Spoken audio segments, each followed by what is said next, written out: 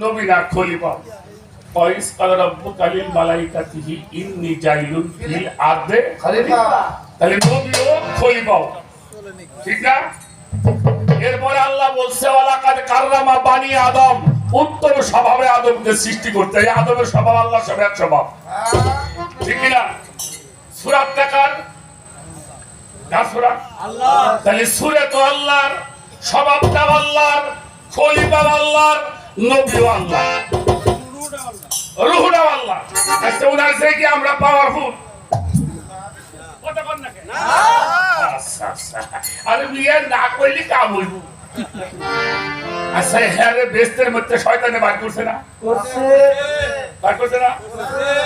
ও মামা, হ্যাঁ রে যদি শয়তানে বার করে, হ্যাঁ আল্লাহর রূহ তার মধ্যে, সূরা তার মধ্যে, স্বভাব তার মধ্যে, খলিফা নবী, হ্যাঁ রে যদি শয়তানে দায়ে বার করে, এই যে আমরা যে বেস্তে যাবো সবাই থাক করতে পারব তার গ্যারান্টি দেখি।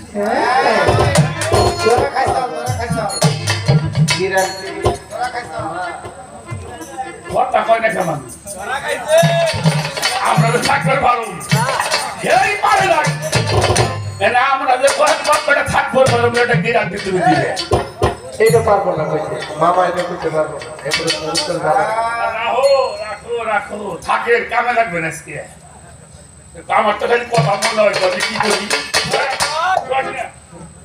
জীবনে মানুষ নাই। আমাকে বড়শালী ভয় আসলে বাইরে তো বড়শালী ভয় মেলা